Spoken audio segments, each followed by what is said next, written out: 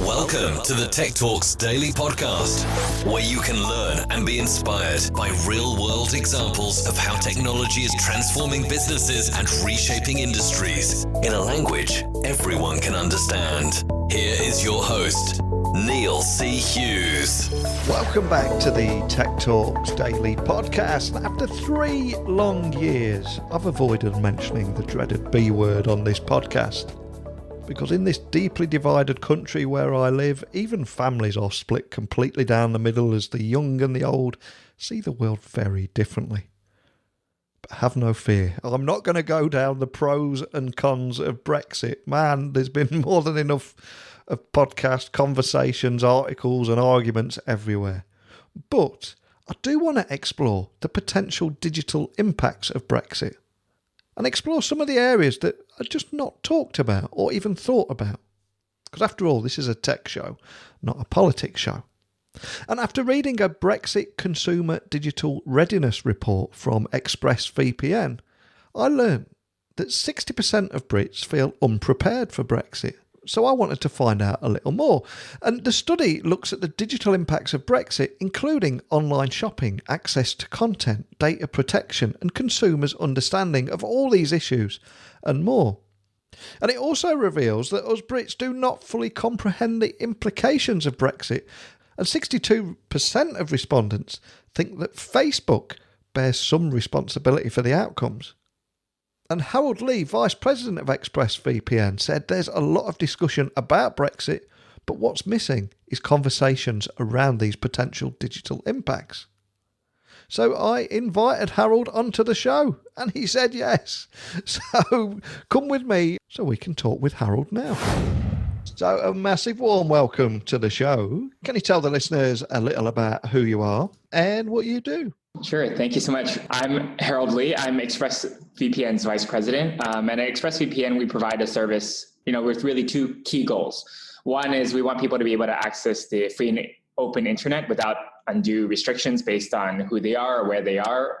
And 2, we want people to be able to do that privately and securely. So, we think between those 2 pillars, those are really crucial to everything we do on the internet and to our fundamental civil rights online.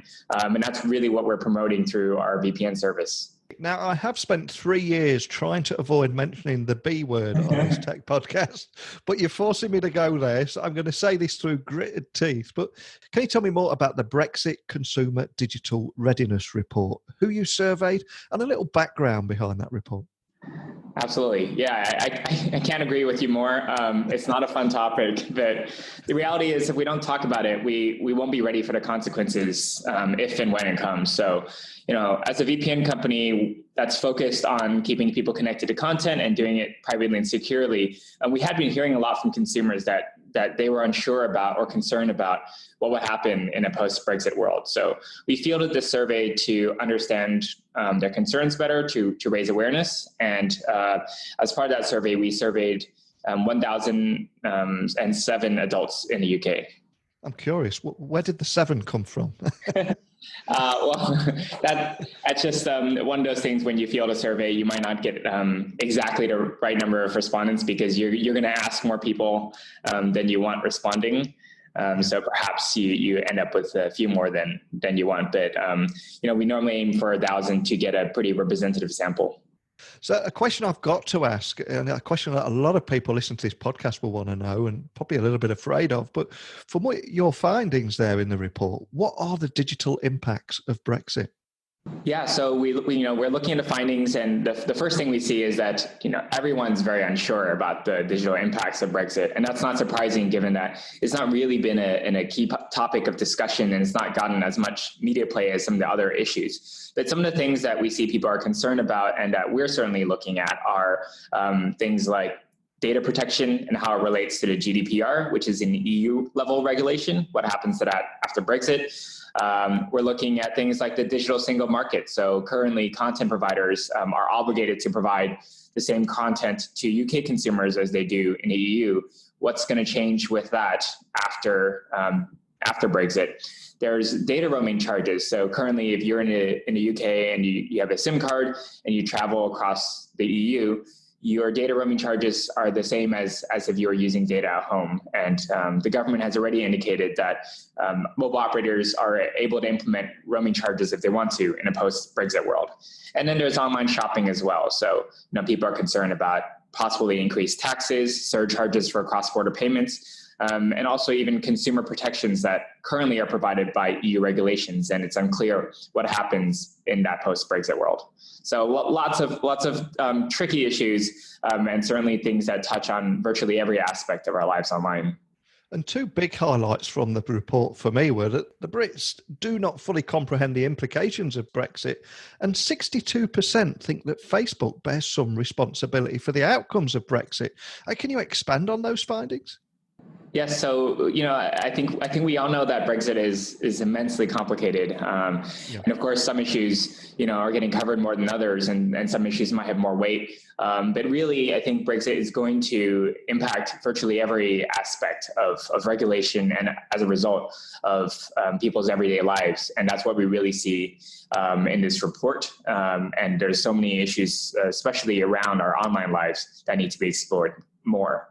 And as for Facebook, it's really interesting that Brexit is also coming at a time when we're having this big conversation about Facebook and its role in our politics. As you might know, they've been embroiled in a conversation that's a little bit more focused in the US, but I think applies globally about whether or not they have a responsibility to fact check political ads on a platform. And so far their position has been they don't have that responsibility.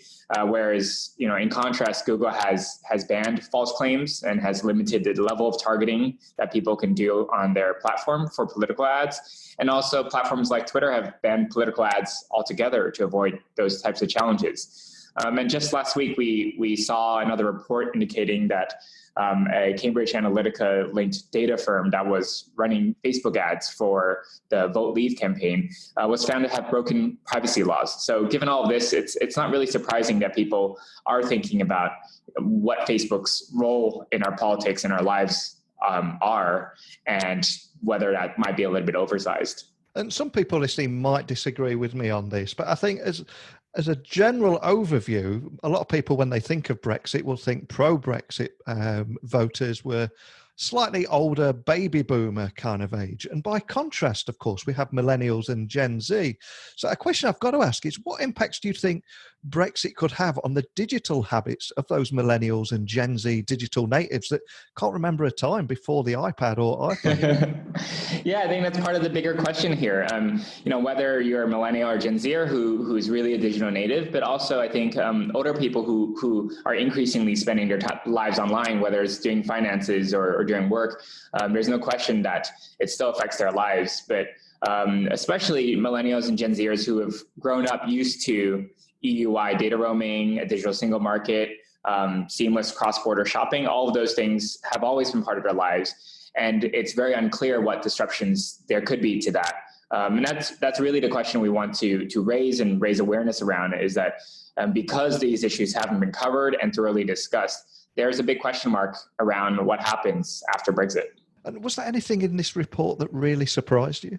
ExpressVPN has been in the business for 10 years. And I have to say 10 years ago, I wasn't personally here, but, we know through our company that awareness of privacy and security issues was very low. And seeing the spike in that is actually quite remarkable. And we're really pleased to see that, particularly with relation to advertising and social media, and thinking about, how those privacy issues aren't just privacy issues, but they are impacting politics and fundamental aspects of our lives. So, one amazing stat that we saw was 62% of UK respondents said they felt Facebook had some responsibility for the outcomes of Brexit.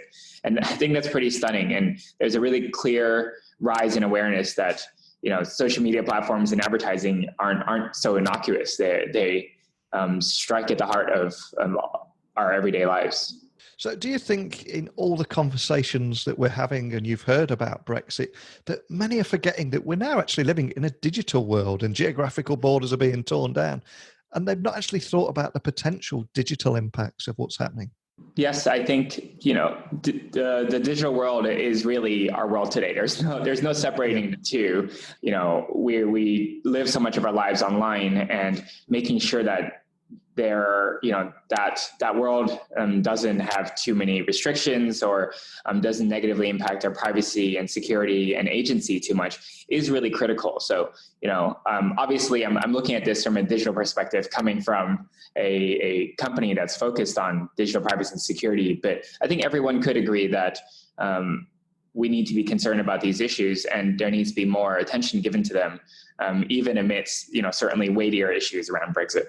And as the Vice President at ExpressVPN, would Brexit offer you more opportunities or challenges? We're not really looking at Brexit as an opportunity or challenge for our business per se, but it's, regardless of what happens with Brexit, I think online privacy and security are going to continue to be central issues. But exactly how those issues play out, we know matters to our users and to consumers in general. So we're kind of approaching this from an advocacy and awareness perspective. And ultimately, at the end of the day, how it plays out, I think people are still going to need to actively take personal measures around privacy and security rather than just relying on regulation, whether that's EU regulation or UK regulation.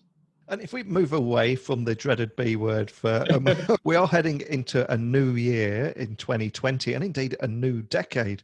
So is there anything else that you can share with me today about your primary focus at ExpressVPN and the kind of things you're going to be focusing on next year? Well, earlier I said that, we've been really amazed in the past decade about the rise of awareness in privacy and security, and how people really are feeling more than ever that they need to take back control. And we're really interested in figuring out how do consumers get that control over their privacy and their security and their data online. And we're going to be continuing to work on that in 2020, raising awareness around these issues. And, we're seeing that in our survey, 45% of UK respondents already say that they use a VPN regularly. We'd love to see that number go up. And they're using it to protect themselves from hackers, to protect themselves on public Wi-Fi networks, such as those at cafes and hotels and airports, which are very not secure. And, we're going to continue to raise awareness around those issues. And we're actually in a process of partnering with more other technology companies to help get these tools in people's hands. So, for example, in the past year, we actually worked with HP so that some HP laptops come with ExpressVPN pre-installed so that people are protected right out of the box from those types of privacy and security threats. And we're going to be very excited to announce more partners in the coming months. Fantastic. And for anyone that wants to keep up to speed with what's happening over the coming months, could you point them in the direction of where to find ExpressVPN? And equally, if they're inspired by our conversation today, and I've got a few more questions after listening, what's the best way of reaching out to your team too? Yes, you can find ExpressVPN online at expressvpn.com. And we have a incredible customer service team available there, so you can live chat with them 24/7. You should expect a response within 15 seconds, and they're happy to answer any of your online privacy and security questions related to VPNs and how they work. And if you want to drop us a line on Twitter, you can also find us at ExpressVPN. Very easy. Excellent. Well, like I said at the beginning of the show, I have spent 3 long years avoiding mentioning the B word on this podcast, but it is getting quite real at the moment. And I think it was the perfect opportunity, not just to discuss Brexit and the impacts on the tech industry, because we are living in a digital world, like you said there. And I think it's so important to discuss the digital impacts of what could or what might not happen. And the findings of your report was really fascinating. It really was. But hopefully we'll stay in touch. We'll get you back on next year and talk about something else, a slightly happier subject maybe. But more than anything, just a big thank you for joining me today. Great. Thank you, Neil. Harold said in an interview about the study that with digital technology impacting almost every aspect of a consumer's daily lives, it's no wonder that many, especially millennials, are concerned about Brexit's impacts on their digital habits, which I think is so true and something we're not talking about. There's been that many arguments and people shouting on social media that no one's thinking about these real issues. But thankfully, today we somehow managed to have an adult conversation without going into the pro-Brexit or Remain arguments. If only everyone could just sit down and have a calm and rational conversation like that. People say I'm a dreamer, but I'm not the only one. But please, feel free to let me know your thoughts, whatever they may be, by simply emailing me, techblogwriter@outlook.com, tweet me at Neil C. Hughes, And my promise to you is I won't mention the B word again for a while, but I have really enjoyed today's conversation. But it's time for me to go again now, so a big thank you for listening as always, and until next time, don't be a stranger. Thank you for listening to the Tech Talks Daily Podcast with Neil C. Hughes. Remember, technology works best when it brings people together.